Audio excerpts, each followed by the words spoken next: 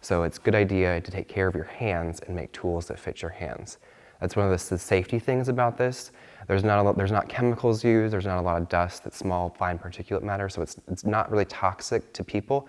The danger of it is your body and like damaging your tendons and your wrists and your fingers. So take the time to make tools that fit your hands or that are at least comfortable. So this is a moose leg bone, and we were using this the first day of scraping at the Wellness Center, and using this part here, which is smooth, just to squeegee out the water and really push and help loosen up the fibers. This bone can actually be used as a scraper for doing the flushing action, and if you carve out the bone part here and the marrow that might be left, these create two edges that when you're scraping on the hide, they act as the scraping tool in that action. And this is just a part of a leg bone that I did nothing to other than age. It's been outside for like 4 years, so it doesn't have any oils in it anymore, and it's softer. Because it was aged outside in like the UV light. If it would have been buried or if it would have been boiled, it would actually be even more porous. So this is still strong and it has smooth parts to it. The other side of this that's shaped like that, I'm gonna sand down a little bit to get kind of an edge too, so that we can use it and maybe carve some teeth into it to help push and to work at removing excess like fluff and really break down those fibers even more when the hide's getting more dry. So this will be kind of a wet working end, and this will be more of a dry softening side. Using these to make a handled tool, if it's all one solid piece of wood, so it's thick enough to where we can do a kind of beveled edge to it, and it still has the structural strength with it going end grain. And then we'll do a tool that's maybe wide at the top, comes down to a narrow handle and has a handle so it's more comfortable to hold. So originally I talked about using this like 2x12 for using a hand wooden scraper, but the 2x12 is a little bit thick for everybody's hands that are working on the project. So I'm going to switch to using the 1x material. I'm looking on both sides to see where's the wood clear. So there's a knot here, so I'm going to avoid that. And this section is good on both sides. It has nice straight grain, so I'll use that. And then I'm just going to sketch out the pattern. So I want a curved tool.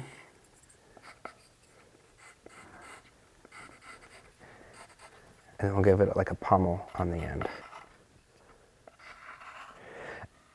If I wanted to make this perfectly symmetrical, I would take a piece of paper and do it, but I really don't. It doesn't bother me to have them not symmetrical. I'll cut out one and then do a pattern for another one and use it for that. So I'm going to get the jigsaw back out and cut out the shape.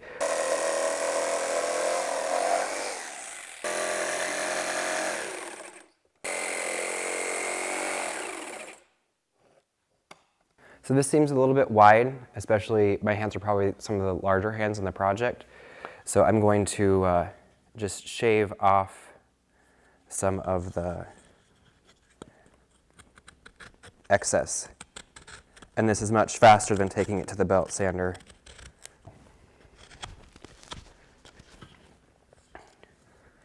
So for me, like this is how I would test it for my hand and just see how it feels. I mean, this end grain is kind of rough, so this would be something that I would sand. And then I'm just gonna knock down these edges real fast.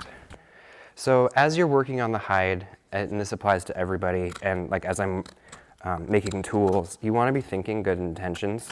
And it kind of translates to actually praying and having good thoughts so that whoever is going to be using the tool, whoever is going to be working with the hide, you want to be imparting that kind of like good thoughts, praying for them, praying for your community, praying and thinking good thoughts for people. And that's part of the reason why like you wouldn't complain about the smell, because that's not really having good thoughts towards the moose, towards the people around you, and it's just part of making sure that you're being respectful and working together as a group of people and the world around you, and really utilizing everything and treating things with care.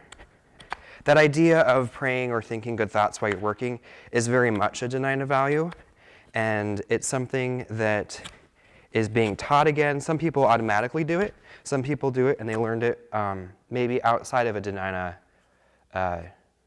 instruction model. And it's why a lot of times working is done without talking, because you should be focusing on learning by observing, and then you're also focusing your energy on those good thoughts. And not that it's bad to talk while you're working, it just, you might notice that when you get a group of elders together, they're laughing and joking, they'll be quiet for like 15 minutes, and that's normal. Documenting the tool process is actually a critical part to documenting how to tame a moose, is you need to know how to make your tools. And even if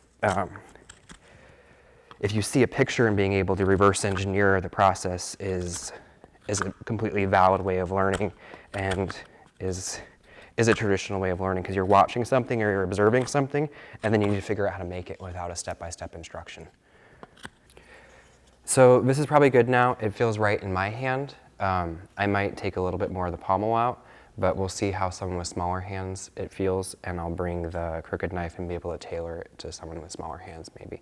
The nice thing about this compared to the ice scraper is when you're leaning into the hide, you have a handle, and then you can put your whole body weight into it. I might sand down this edge, but it's pretty smooth. And as we work, this might come splintering off. So we'll see how it goes, and we'll bring the knife, and as it splinters, we might just take the knife.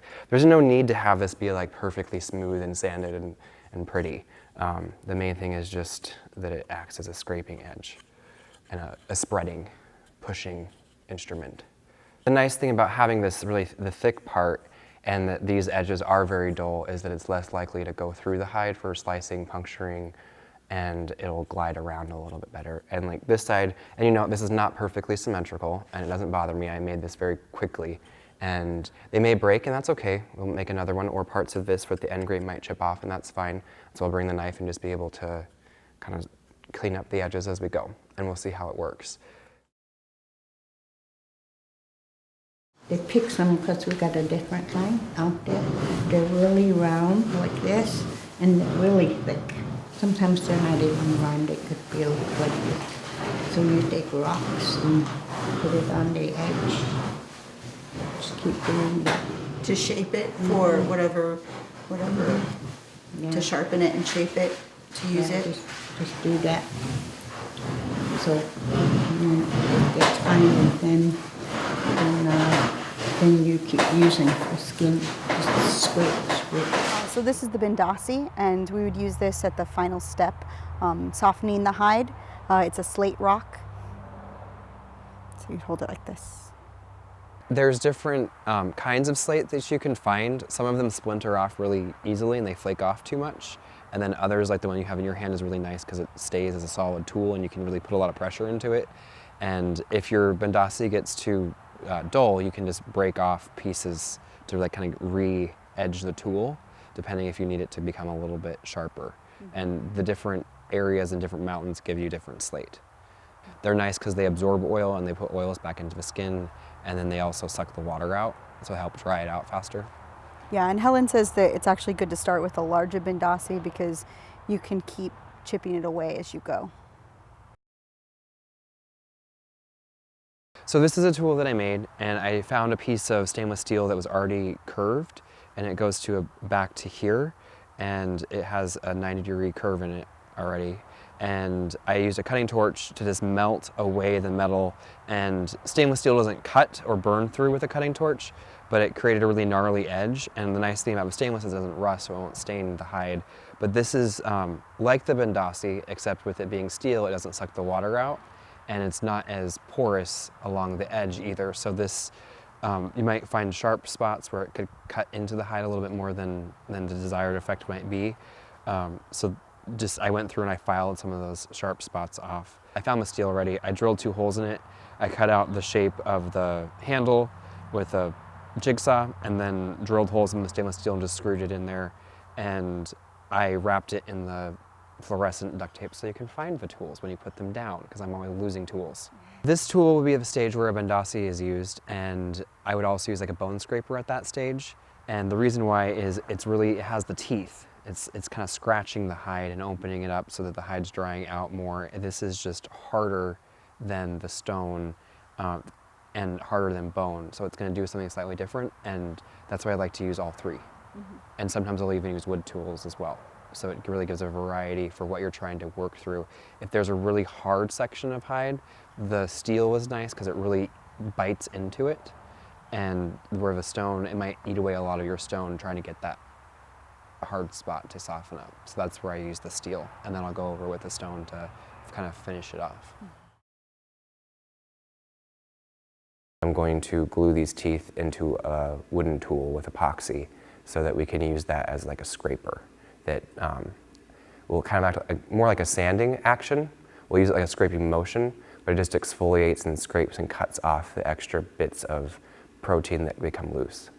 So these are moose teeth that when I was making head cheese, I pulled the teeth out of the bottom of the pressure cooker, and what I'll do is I'll cut off some of the root part of the tooth and then have a bed of epoxy that's not been cured yet, and then inset the teeth into them. And then the epoxy will set around the root and up the wall a little bit, kind of like a jawbone that comes up around the teeth to encase it slightly. And I have just a bunch of molars. And the nice thing about teeth is that they don't get clogged up like sandpaper or a pumice stone, that after about 30 seconds, now you need a new pumice stone. So stone tools, teeth, bone tools work better than some of the things you can buy at the hardware store. And the shortcut that Helen likes to use for this part is a wire brush on the end of like a drill, and then it does the same exfoliating process. I tend to go through hide doing that, so I like to use the things that are a little slower, because I just push a little bit too hard when I'm using the wire brush. I'm making a trough basically to glue the teeth into, so I give myself a margin from the edge, and then I'm going to use the tooth. This is my widest tooth, so I know that it needs to be at least this wide, and I'm using that as kind of a guide for how wide to make the trough. And what I'll do is I'll carve it all out that size, and then I'll fit the teeth in and make sure they fit, and if they don't, on this one, I'll just take my crooked knife and make it fit. And I'll do probably about 4 teeths worth. This is just gonna be like a bar, and it's gonna be like a scrub brush. It'll be about maybe 3 inches wide, and you could use 2 hands and just go back and forth with it. I'm gonna check and see if I have a router, and just router this out would be a lot faster than using the tool, because this is slightly harder wood than this pine. So I have a trough in here now, and it'll be able to put the teeth in the trough and then position them correctly and then fill it with epoxy. I'm still gonna cut off the roots of the teeth, because the roots of the teeth are attached, but they're not as strong as the teeth themselves. So I'm gonna cut off most of it, and then that'll just give a little bit of extra for the epoxy to adhere to. And it'll also give the chance for the epoxy to kind of go into behind the teeth and fill in some of those gaps better. I'm going to use this paper towel in the vise to act as a slight cushion. I don't want to crush the teeth.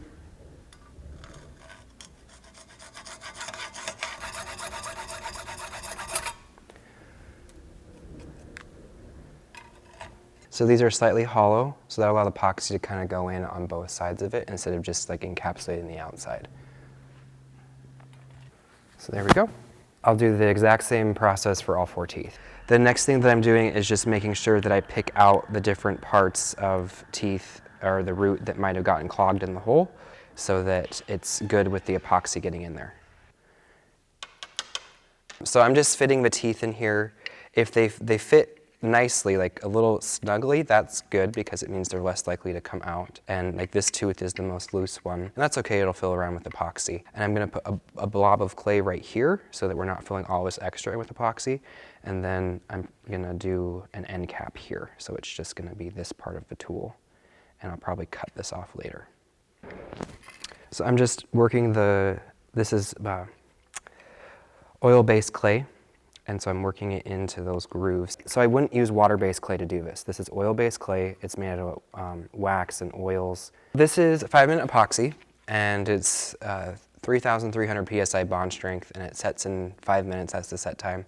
It's water-resistant, indoor-outdoor. I didn't get the waterproof kind because this isn't going to be submerged, really. I'm not worried about that. And then it has about 24-hour cure time before we'll use it. If you're thinking about how much glue is in here, if you hold it next to it, that's almost the right amount. And it doesn't have to be totally level with the trough. I might make it level with the trough, but we'll see how it goes. I'm just kind of playing with them into place so that it kind of can work its way in. That's the nice thing about having a clay wall here is I want the epoxy to come up a little bit more, so I'm just going to push the clay in. And it's about level with the side wall. And so let's let that set. When we're working on a moose hide, we use 3 different types of supports throughout the whole process. The first one we're going to use is a stationary tree that's rooted. So Jeanie says that we want to cut it to about like your eye level. You can put the hide over it and cut the hair off with a tsetse or a knife. And so you can hold it at the same time.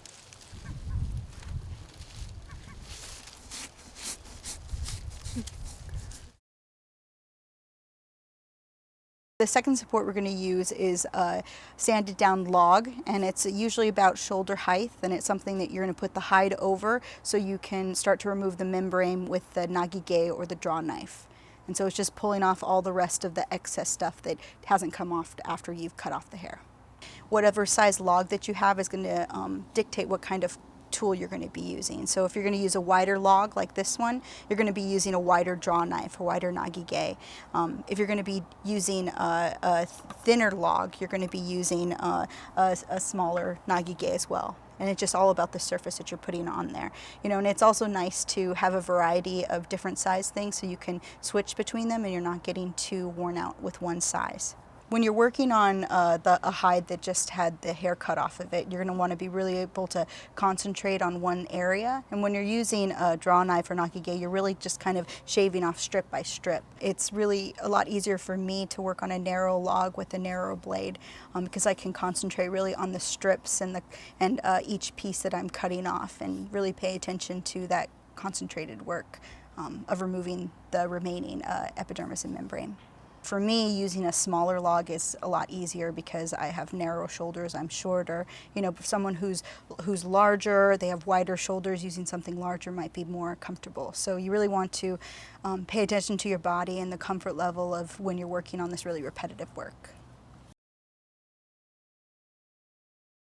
The third support you're going to use is a scraping beam, which is something that is a horizontal that you can put the whole hide over, and you're going to use the bindasi or the rock, the slate rock, to soften it. So we'll debark this and smooth it all out and then put it in between 2 trees, and so we can put the hide over it and scrape it soft. So Charlie was talking about if you heat the bark with a propane torch, it's easier to peel because it kind of gets the steams a little bit, like the sap is almost running in it. This is a pretty fresh tree, so it's peeling pretty easily, but you just turn on your propane torch, spark it.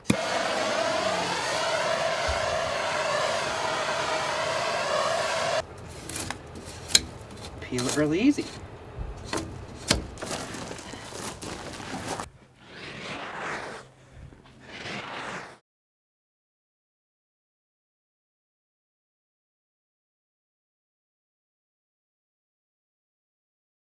So there's the wooden frame that's used for stretching out the hide. They use rope to lash it to. And that provides a couple of things. One, if you're going to dry out the hide, it's nice to dry it on a frame because then you have a smooth surface. You can roll it up and store it that way. It's nice to be able to use that for stretching the hide where you can walk on it and use your whole body weight to really start that initial stretch. And that's helpful, especially on thick hides. The other thing that's nice about it is when I'm working alone, every time I sit on the hide, I'm stretching it. Your body weight's always stretching it, and that works with more than one person too. So if you're in a group, you can have like 4 or 6 people sitting on the hide, and your body heat helps dry out the hide and your clothes absorb some of the moisture from the hide. At some point, you do have to take it off the frame and do that hand scraping or cabling because the frame keeps everything taut and flat, and you need the hide to undulate and ripple. And so if you never ripple it, it's not going to be able to do that later. So that's one of the disadvantages to working on the frame is if you don't catch it early enough, getting it off the frame, then your hide won't get as draped like a piece of fabric because it will have dried, stretched. The other reason why I'm able to do the lashing is onto a frame is because I have a large indoor space. So if you don't have a large indoor space, you're very weather dependent because you have to have a big enough space to stretch out a like 14 by 14 frame. So if you just do the beam, then it all fits inside nicely. The way that Helen does it is having a beam or a pole, and then you drape the hide over that and you hand scrape on it. Helen, Jeanie, and Charlie all talked about like just throw it over there, scrape it by hand, and don't worry about the frame. So Yeah. They said that it's enough stretch, and particularly if you have a smaller hide, a hide that you want to be working on that's a little bit thinner and a young moose, you don't necessarily need to have it stretched out, and it stretches it on itself when it's put over the horizontal beam. So I tend to like lashing the hide to a frame and working on it that way a little bit more, especially on thick hides. I've tried it both ways, and for me it was one of the things that helped, because I wasn't quite able to get it to a good stage sometimes without the frame. And so I go to the frame and then I just make sure that I take it off soon enough. And I'm starting to spend less time on the frame than I used to.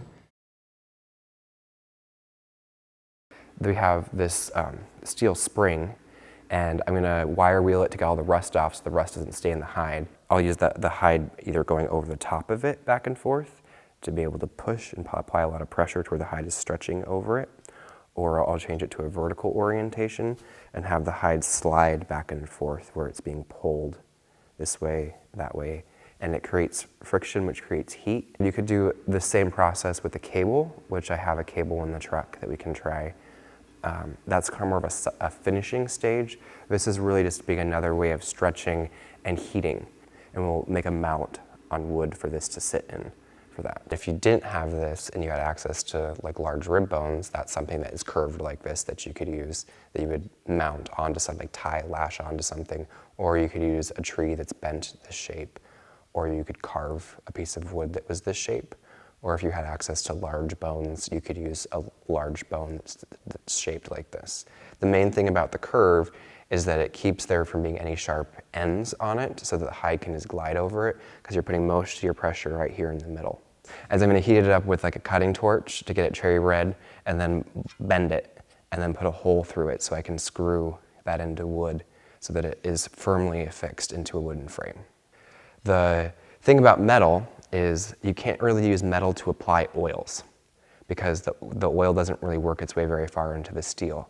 Where when we're oiling the hide, we can put oil into the wood, because the wood is porous and will actually release the oil back into the hide. So that's the difference between these two tools. This is used more as a scraping softener, and the wood is used more for an oil scraping and softening. But since it's a softer material, its scraping abilities are less than the steel. So we'll use it kind of interchangeably, but they do have specific purposes for their materials and their porosity. So I'm going to light up the cutting torch and just get a neutral flame and heat up this section of the metal so it bends easily, and then take it over to the vise, clamp it in, and bend it to where now I can use this hole that already exists and just put a screw through that into a wooden frame. We're heating up the metal till it glows cherry red, and then it'll be soft and easier to bend.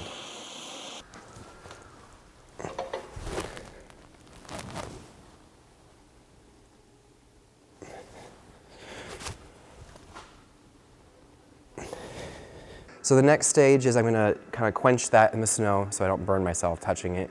And then all of this needs to be wire wheeled. So I'll put a disc brush on an angle grinder and then wire wheel all the rest off of this.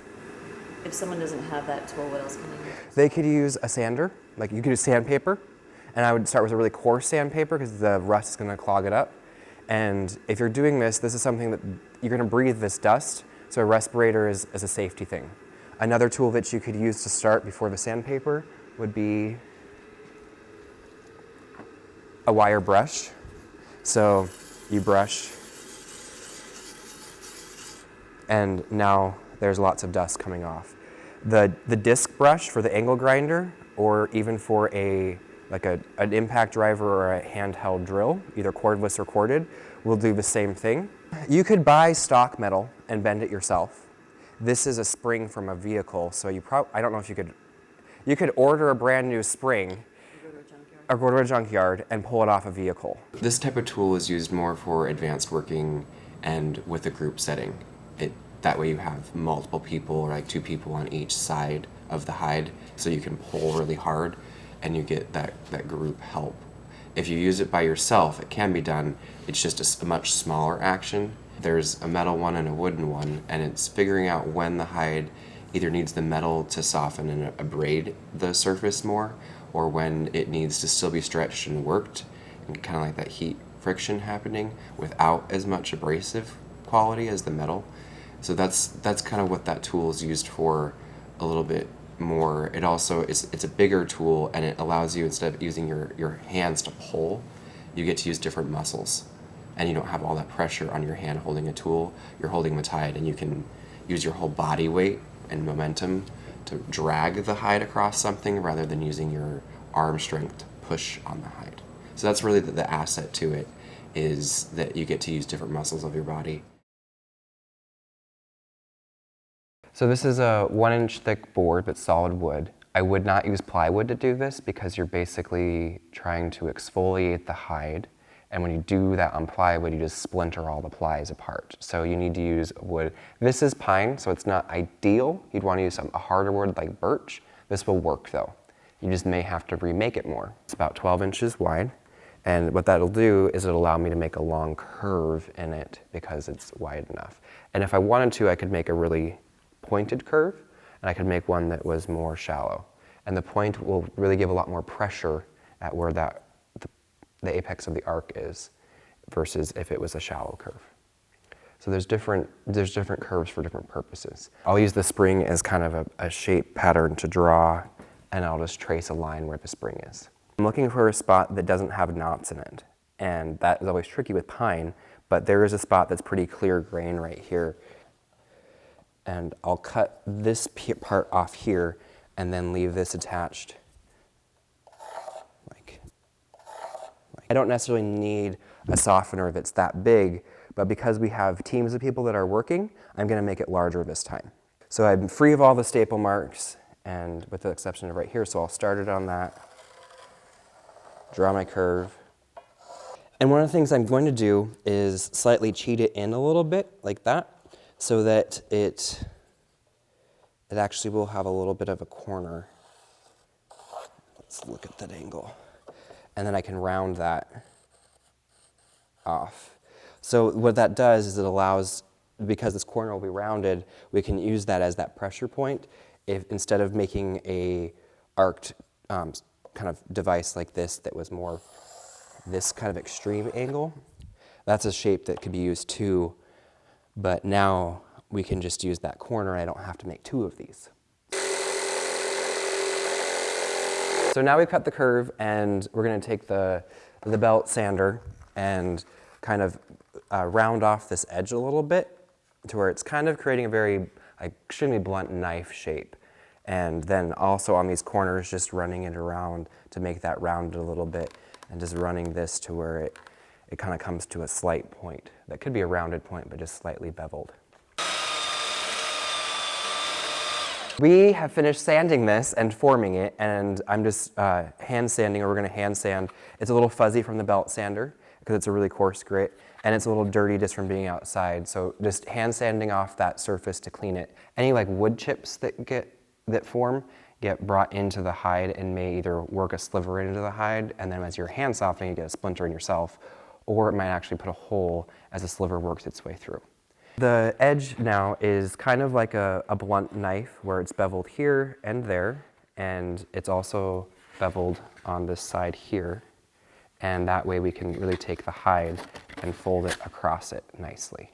And then I have some coconut oil that's thawing right now, and we'll just oil it briefly, and that'll help to keep it cleaner. The oil just helps as a finishing for it. Today we're using like coconut oil and olive oil. Part of the reason why is that the traditional oils have very strong smells, and bringing it into multiple different spaces, some people have a hard time with that smell. The fermented fish head oil is a very strong smell.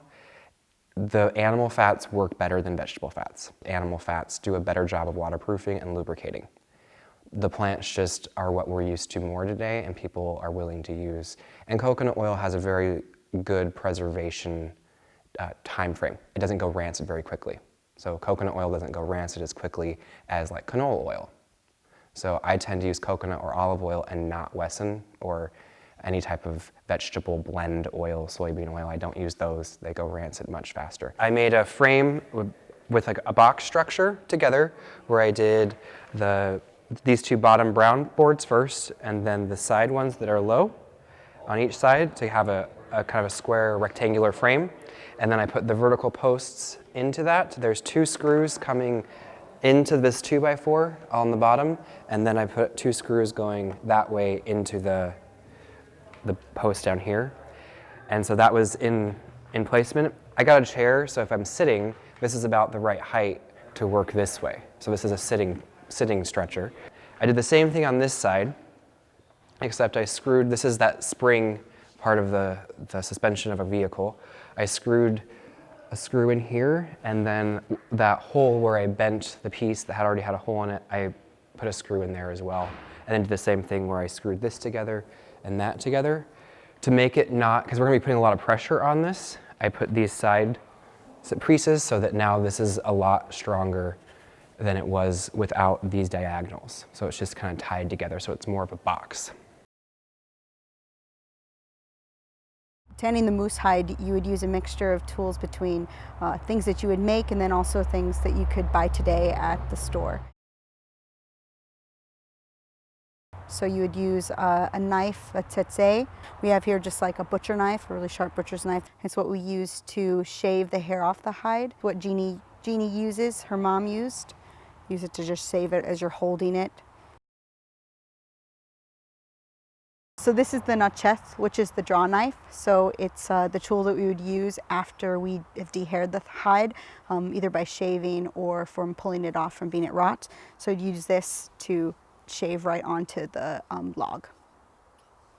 So with the draw knives, there's a couple of different things to consider. One is the length of the draw knife. It kind of matches the shape of the log and the size of the log that you have, and also the size of your hands. Think about how big the handles are so your hands don't get cramped from holding something that's too large or too small.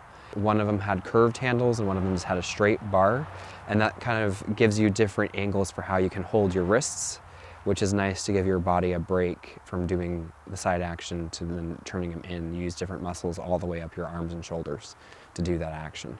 The bevel is down one side of it, and we sharpen that side and then use it for scraping with. This is the orientation for your hands this way. And there's also a bevel on the other side, which you can use if you're really just trying to get one spot and put a lot of pressure in one spot. But I tend to use this curved side more. So that's a 12-inch draw knife. And then there's this style draw knife, which is a little bit different. It has the same like beveled edge to it on there, but the handle grip is different, and I would hold that like that. You draw towards yourself. And again, you just sharpen this edge here and work down that way. This knife isn't one that's like keeps an edge very well, where the more expensive draw knives that are used for like planing wood or cutting wood work better because they keep they're harder steel.